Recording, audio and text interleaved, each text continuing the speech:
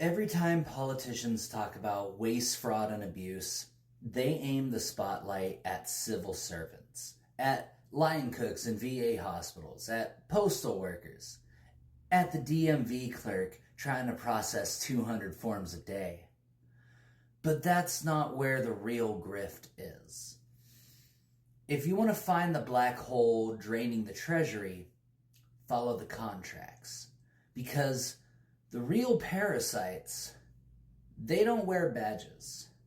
They wear boardroom passes. Every year, the federal government spends over $700 billion on contractors. That's just what's on paper. Add in intelligence contracting, military subcontractors, and off-book shell firms, and you're staring at well over $1 trillion being funneled to private entities. Not to deliver services more efficiently, but to deliver them at inflated, overbilled, no-bid prices, shielded from scrutiny by proprietary confidentiality and a revolving door of influence. That's the scam. And no one plays it better than Elon Musk. Let's start with Starlink. Starlink was sold to the public as revolutionary global infrastructure, but it's not public, it's private. And the cost?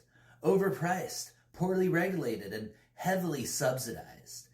It received hundreds of millions in federal grants, and in some cases, it charged rates higher than existing rural broadband, even when it underperformed on reliability.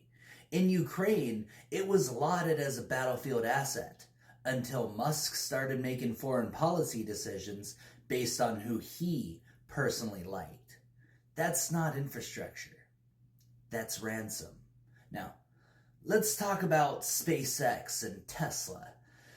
Tesla has received billions in federal tax breaks, loan guarantees, and state-level subsidies, not to build clean energy, but to build speculative stock value.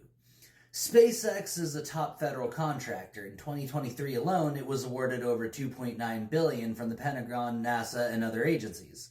But unlike traditional contractors, Musk's companies operate with zero obligation to share costs, margins, or internal pricing logic. No oversight, no accountability, just a pipeline from the public purse to private wealth.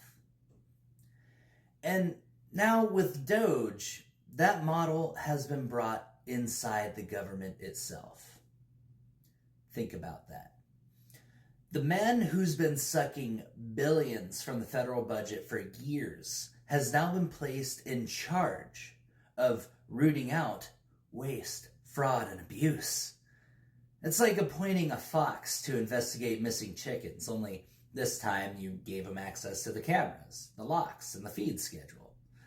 But it goes deeper because DOGE's model of efficiency isn't transparency or fairness.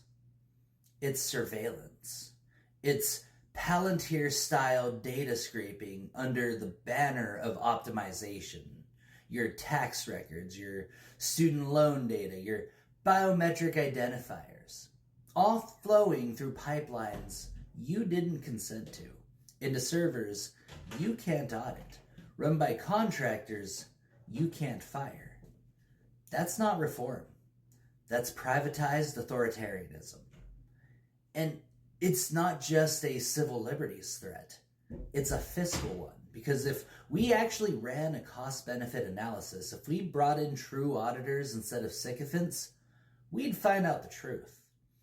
We're losing between $1 trillion and $1.5 trillion per year to overbilling, cost padding, duplicate contracts, and shell vendors.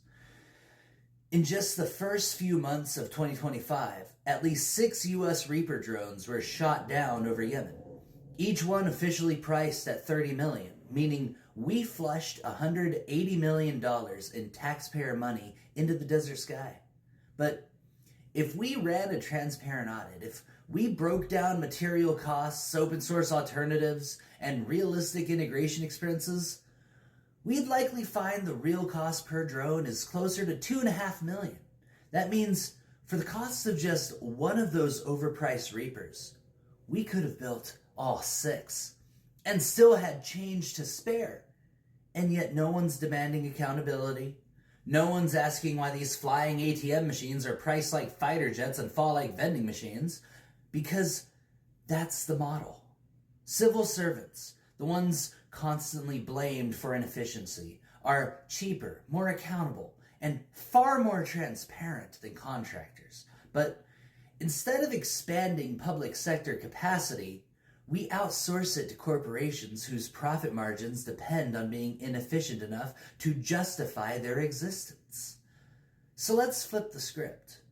The problem isn't lazy bureaucrats. The problem is contractor capitalism, a model that thrives on opacity, inflated costs, and captured institutions.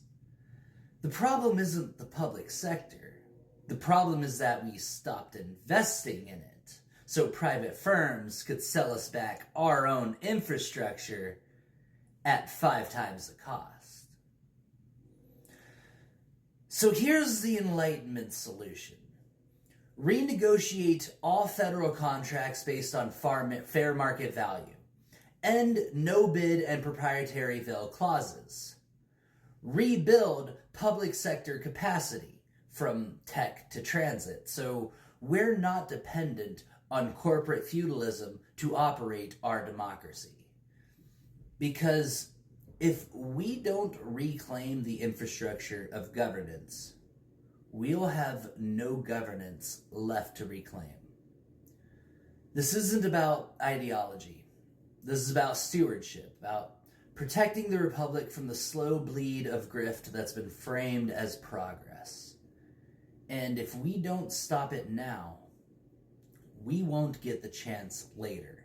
The private monarchs will be permanent, and the public will be locked out, priced out, sold out. So let's stop pretending we can't afford good governance. We are affording it. We're just paying the wrong people. Let's change that.